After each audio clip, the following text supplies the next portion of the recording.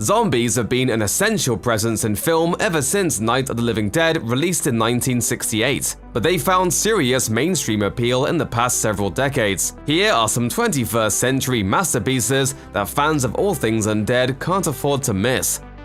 Before he got his handful of Oscars for Slumdog Millionaire, British director Danny Boyle grabbed audiences' attention with 2002's 28 Days Later, which stars Cillian Murphy as a man who awakens from a coma and finds himself in an abandoned London. Both the protagonist and the audience are thrust right into a world turned upside down, one that's full of violent monsters that have been infected with the aptly named Rage virus. Even more frightening than the relentless zombies, however, are the greedy humans who find themselves going mad with their newfound power. Although Boyle would go on to direct slow-burning dramas based on real life like 127 Hours and Steve Jobs, 28 Days Later showed off his ability to direct grisly horror at breakneck speed. Grimy yet intimate cinematography and emotional supporting performances from Naomi Harris and Brendan Gleeson make for an experience that's as raw as the meat that zombies love to consume. Even considering all of the other impressive movies Boyle has helmed in the decades since its release, 28 Days Later still remains one of his finest creations, as well as an essential and influential film in the 21st century canon of zombie cinema. Shaun of the Dead may not be the first film to lovingly parody zombie cinema, but it's certainly one of the funniest. Edgar Wright's second feature film was his first to feature the dynamic duo of Simon Pegg and Nick Frost, a combination that has proven its worth time and time again with projects like the movie Hot Fuzz and the TV show Spaced. This hilarious story about the last people to learn about the zombie apocalypse showcases Wright's British sense of humor, impeccable comedic timing, and trademark energy behind the camera. Filled with quotable lines and recurring gags, the banter between Shaun and his friends is a breath of fresh air, in a genre so often filled with nothing but doom and gloom. What's the matter, David? I'm taking a shortcut before.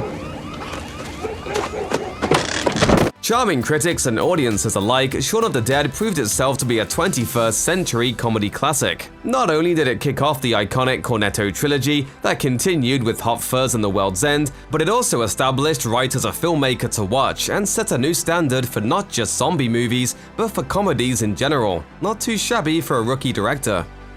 In the wake of Twilight making serious cash at the box office, it was only a matter of time before more human-monster romances made their way to the silver screen. One of these films was 2013's Warm Bodies, which swapped out sparkling vampires for shambling zombies. However, viewers expecting just another Twilight knockoff were in for a surprise, as director Jonathan Levine managed to imbue the film with more heart and soul than anyone expected a movie about reanimated corpses to have. Rather than delivering what might be considered realistic visions of how the infected might look and act, Warm Bodies revels in the awkward oddity of classic zombies, the ones that eat brains, move slow, and can barely speak. This makes for plenty of fun comedy and some unexpectedly heartfelt moments when a walking corpse falls head over rotting heels for a human woman after defending her from several of his undead compatriots. Totally committed lead performances from Nicholas Hoult and Teresa Palmer help deliver a movie romance that's more than a little off the beaten path, a relationship that you can't help but root for. This Romeo and Juliet story is filled with heart,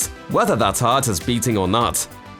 In the late 2000s, nearly a decade after the Blair Witch Project brought found footage into the mainstream, the genre saw a major resurgence with films like the low-budget supernatural thriller ParaNormal Activity and the mysterious kaiju feature Cloverfield. This trend wasn't limited just to America though, as Spain delivered its own unique spin on the zombie genre with the incredibly freaky Wreck. The film follows a reporter who accompanies a group of firemen to an emergency at an apartment building where a zombie outbreak has recently begun, only to find themselves locked inside by the authorities with nowhere to escape. Directors Jaume Balaguerro and Paco Plaza use the found footage format not just as a way to keep production costs down, but rather as a way to immerse audiences in a world of frightening uncertainty. The brazenly chilling imagery throughout Wreck ensured that it couldn't be mistaken for any other zombie flick at the time, embedding itself in viewers' minds like an axe to the head. The box office success of Wreck spawned not only a sequel, but an American remake in the form of the 2008 motion picture Quarantine. However, Quarantine impressed far fewer critics than the first Spanish film,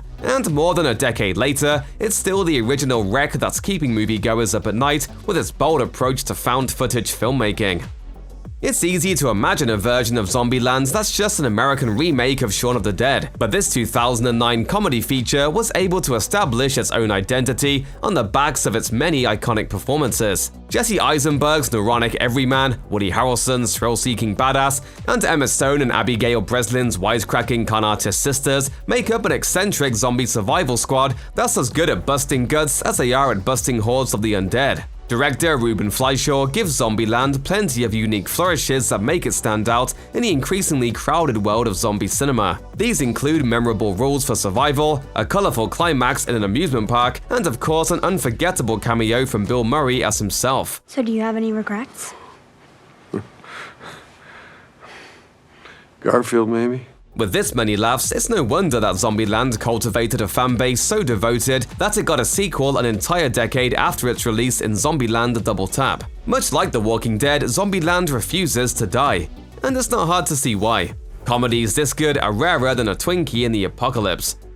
Looking for a zombie movie to watch with the whole family? The options may be scarce, but ParaNorman proves they're out there. The second film from Laika Studios, ParaNorman is the offbeat story of Norman, a kid who can see ghosts, and follows his quest to save his small town from Puritan zombies and a witch's curse. The project may not be as intense as your typical zombie flick, but it shouldn't surprise anyone familiar with Laika's infamously creepy first feature, Coraline, that there's no shortage of scares here, regardless of age rating. The zombies and ghosts in ParaNorman aren't just here for the frights though. They help tell a delightful story about friendship, acceptance, and what makes all of us unique. Each frame is lovingly crafted with Laika's impressive stop-motion animation, which lends a signature tactile quality to everything from a zombie's dangling jaw to a smear of nail polish. ParaNorman is a film that's equal parts chilling and thoughtful, and its overwhelming heart has made it one of the more critically acclaimed animated movies of the 21st century. This insightful take on the genre is perfect for horror-loving parents who want to get their children in on the action from a young age. Zombie movies have been used as a means for providing social commentary since Night of the Living Dead, a trend that continued into 2020 with Jeff Barmody's Blood Quantum. In this film, as a zombie apocalypse spreads across North America, the native residents of a First Nations reserve find themselves strangely immune from the infection. Unfortunately for them, there's no such thing as immunity from getting torn to shreds. So 3 generations must work together to navigate the new and dead status quo and save as many people as they possibly can. Throughout its runtime, Blood Quantum offers ruminations on experiences specific to Indigenous individuals, who rarely find themselves in heroic leading roles in mainstream film. Excellent performances by Indigenous actors Michael Greyeyes, Forrest Goodluck, and Stonehorse Lone Goman make for an undeniably harrowing viewing experience. Despite a rocky release and mixed public reception, Blood Quantum received overwhelmingly positive marks from critics, with Roxana Haddadi from Pajiba praising, "It takes aim at colonization and the subjugation of native and indigenous peoples, and Barnaby is wrapping those considerations in writhing coils of intestines and splattering them with a hot burst of arterial blood." The combination of social commentary and blood-soaked carnage makes Blood Quantum more than just an entertaining thrill ride. It's also an exciting expansion on the kind of themes that zombie movies can explore.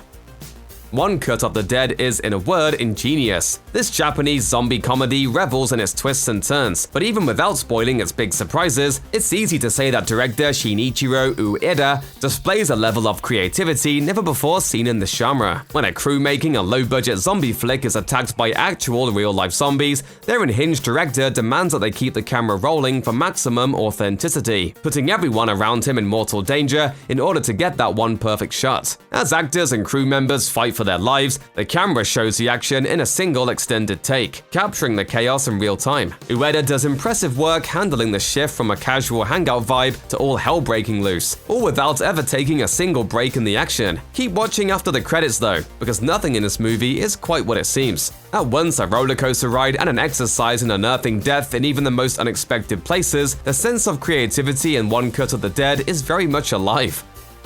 A Christmas zombie musical might sound like a mismatched mess, but Anna and the Apocalypse not only proves that it can be done, but that it can be done well. This Yuletide tale following Anna and her high school friends as they try to navigate a sudden zombie apocalypse works precisely because it leans completely into everything that makes it unique, transporting audiences into a campy world full of festive frights. Just because this is a musical doesn't mean the zombies are any less menacing though. Anna and the Apocalypse doesn't skimp on the blood and gore, especially when Anna's signature candy cane weapon is involved. The musical numbers aren't lacking either. Tunes like Hollywood Ending and Soldier at War are sure to stay stuck in your head even long after the credits roll. Anna and the Apocalypse isn't smashing together genres to make some belabor punchline. Its affection for every type of storytelling it lampoons is both evident and endearing. Like so many culinary treats, Anna and the Apocalypse is what happens when you get something magical out of fusing together things that aren't typically paired up.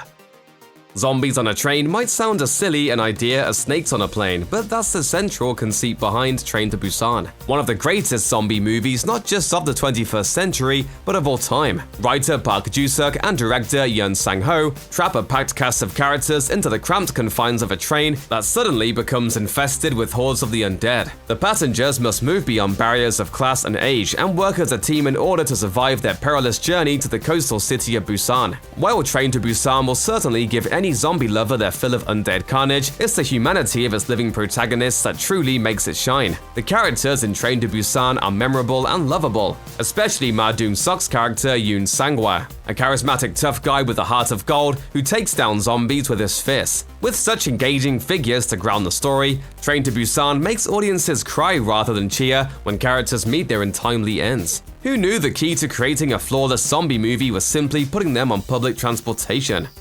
Check out one of our newest videos right here, plus even more Looper videos about your favorite films are coming soon. Subscribe to our YouTube channel and hit the bell so you don't miss a single one.